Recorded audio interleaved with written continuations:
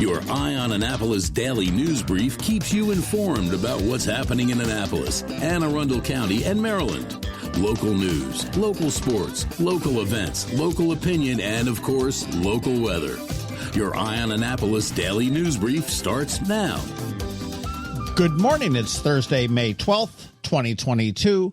This is John Frenaye, and this is your Eye on Annapolis daily news brief. I was kind of hoping that I was done with the COVID stuff, but alas, here we are.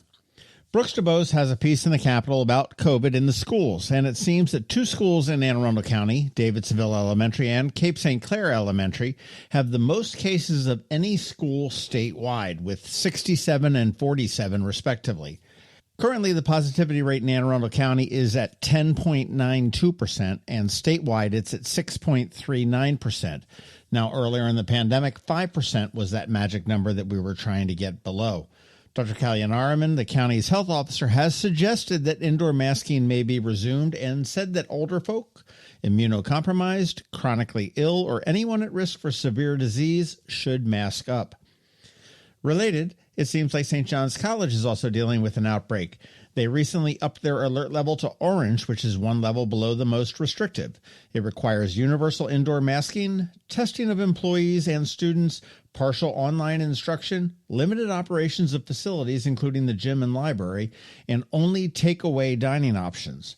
Currently, their dashboard shows 36 active cases out of the 451 students on campus. While the latest strains of COVID are not as severe, it is still around, and we all need to be really smart and aware. A bit later today, I am going to be speaking with Dr. Friedman from Evolve Medical Clinics to get an update from his perspective, so you want to stay tuned for that bonus podcast. I think this might be some good news for the Annapolis Police Department. U.S. Attorney Eric Barron announced that a Florida man has pleaded guilty to stealing checks from churches and depositing them in fake bank accounts. From June of 2018 to January of 2021, he stole checks from roadside mailboxes, deposited them in ATMs, and withdrew the cash. The scam netted him more than $1 million. Churches in Delaware, Florida, Georgia, Indiana, Kentucky, Maryland, North and South Carolina, and Virginia were all victims. And back in 2020, we saw a series of stolen checks from mailboxes for addresses that corresponded to churches on or just off of West Street here in Annapolis. So hopefully APD has been working with the feds on this, and the churches can get some of their money back. As part of the plea bargain, he will need to repay restitution of $1 million. The Chesapeake Bay Blues Festival is about a week and a couple of days away, and I am psyched. And with this being the last one, it is not surprising that they are really working hard for the community. This should be no surprise to anybody. But Katcef Brothers, the festival, and Stella Artois have teamed up to help the Anne Arundel County Food Bank. There will be a special tent at the festival for a $5 donation. You're going to be getting a special Stella chalice, as well as a chance to win a great prize pack. So the $5 will go directly to the food bank. And why 5? Well, it's an easy number to remember. It's easy to get a donation. But get this, $5 will provide 15 meals to local families in need. As we mentioned earlier, COVID ain't over and people are still struggling. So if you are at the Chesapeake Bay Blues Festival, as you should be sure to stop by the tent and donate and grab a chalice. If you still need tickets, bayblues.org is where you want to go. And this final story really warms my heart in several ways. Yesterday, it was the Burritos for Beds, which is the annual fundraiser at Chevy's for the Samaritan House. It was awesome as always, and I got to catch up with some really great people again. They had a goal of raising $50,000, and they smashed it. They got $62,800. And part of that reason that they did it was because of Mary Ewenson of Spin Sheet magazine fame. Her husband, Jeff, passed away in October of 2020 at age 50 of a surprise heart attack. He was a beloved sailor, a professional sailor, and really just an all-around great guy. To honor his legacy, his wife, Mary, established the EWE Spirit Foundation. That's EWE for Ewenson. Well, she was listening to Kevin Washington, who's a board member of Samaritan House, on WRNR with Rob Tim the other day and was really moved by their mission. She called up the board of her foundation and said she thought this was a great cause, and they agreed. Mary rolled in yesterday morning with a check for $10,000. And I'll tell you, I love to see local people and local entities helping out other local people and other local entities. So congrats to Sam House on a great fundraiser, and to Mary Ewenson and the EWE Spirit Foundation. I raise a glass in honor of Jeff. And that's all I got. Podcast stuff. I dropped a bonus pod yesterday with Stefan Remble. And if you are into jazz and jazz guitar in particular, this is the show for you at Ram's Head on Stage on the 26th. Up this weekend on the Local Business Spotlight, Bean Rush Cafe. And next weekend, Sailor Pet Care Services. And that's a wrap for today. As always, thank you to the sponsors for today's Daily News Brief, the Arts Council of Anne Arundel County, and they have their Paint the Town fundraiser on Saturday night, and some tickets are still available. You want to go check them out and buy a pair at acaac.org. I also want to thank Solar Energy Services and the Kristi Neidhardt Team of Northrop Realty, a Long and Foster company. It's Thursday, so we do have Trevor from Annapolis Makerspace here with your Maker Minutes. And, of course, George from DCMDVA Weather is standing by with your locally forecast weather. All of that gets underway in just a bit, so hang tight. Join the party at the Westin Annapolis on May 14th for the Arts Council of Anne Arundel County's premier fundraising event, Paint the Town. We'll celebrate 29 years of providing leadership and advocacy for our local arts community. You'll enjoy cocktails, dinner, and live entertainment with special guests Cell Spitfire, Christy Allen, Jonathan Stone, Mike Noonan, and the Annapolis Symphony Academy String Quartet, and more. Get your tickets now at www.acaac.org. That's www.acaac.org.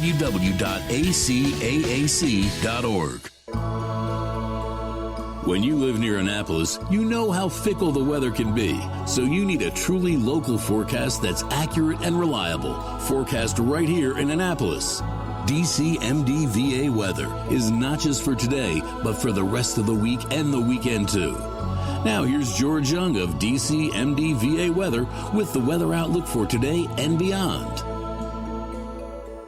Hey everyone, this is George with DCMDVA Weather, and this is your Eye on Annapolis forecast for Thursday, May 12th. Yesterday delivered very nice weather conditions to the Annapolis region, and today should be even better with lighter winds, plenty of sunshine, and widespread 70s across all of Anne Arundel County, with more widespread 70s, maybe mid to upper 70s each day, Friday through Sunday, with a chance for some scattered rain showers Friday, followed by a greater chance for some showers and maybe a few storms as well, both Saturday and Sunday, but it shouldn't be a washout like last weekend, and temps will at least be average, if not a few degrees above average, for mid-May, so definitely make plans to get out and about all weekend and make the adjustment as needed if and when some showers and storms do pop up. Okay, that's it for today. This is George Young of DCMDVA Weather. Make it a great day out there today. Stay healthy and be safe.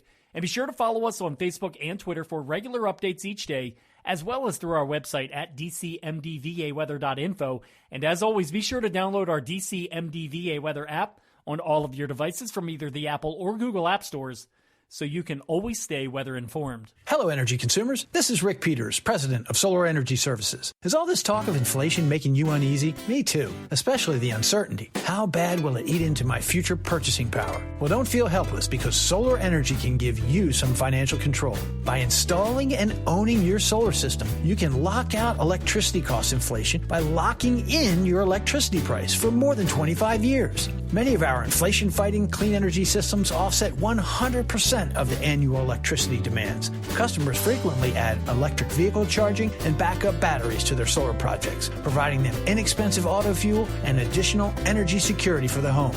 Let's make 2022 the year that you freeze energy inflation in its tracks by committing to affordable, clean solar energy. Call us today at 410-923-6090 or visit us at solarsaves.net. But don't wait another minute. Sunshine's a wasted. Sunshine, sunshine, nothing else can make me feel so fine.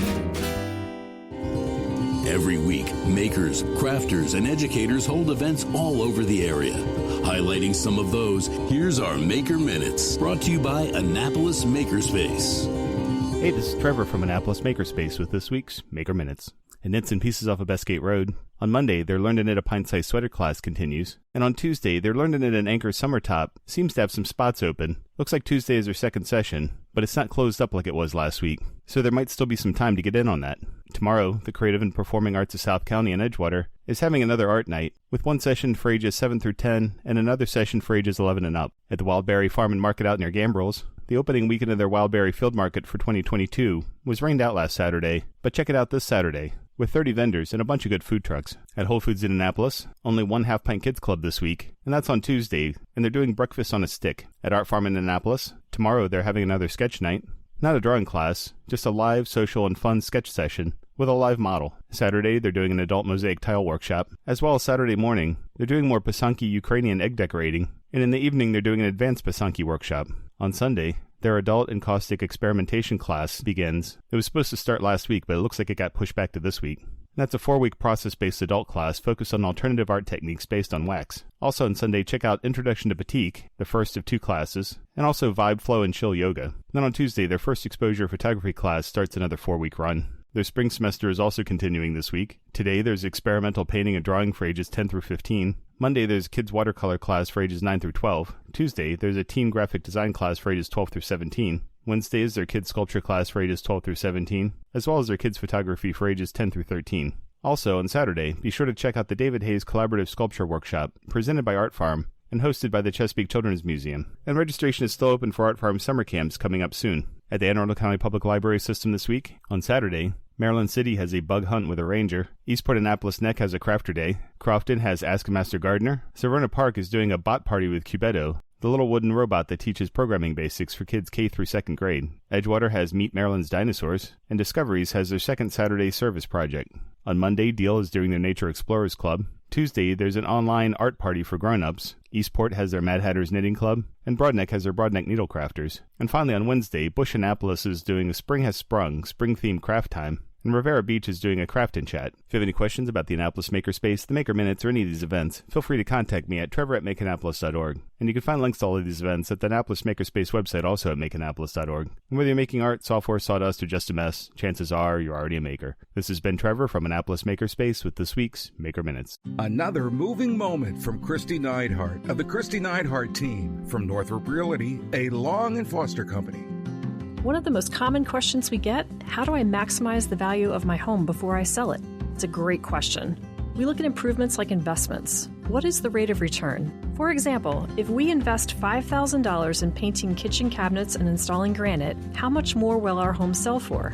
The answer? About $25,000 more. That's a 500% return on investment. Because of returns like this, we have started a program called Investing in You. We know cash is often tight when you're making a move, and we are here to help. We will front you up to $15,000 to invest in refreshing your home before you list it, with the agreement to be paid back once your home settles. Call us today so we can help you maximize your home's value. That's another moving moment from Kristi Neidhardt. To get in touch, call 410-599-1370 or visit kn-team.com. That's kn-team.com. You've been listening to the Eye on Annapolis Daily News Brief. Tell your friends and colleagues, this is the podcast where you can keep up on the latest with what's going on in Annapolis and Anne Arundel County. And don't forget about our website, eyeonannapolis.net, where you can find even more information. And make sure you follow us on Facebook at All Annapolis and on Twitter at Eye on Annapolis. This Daily News Brief podcast comes to you every Monday through Friday at 6 a.m.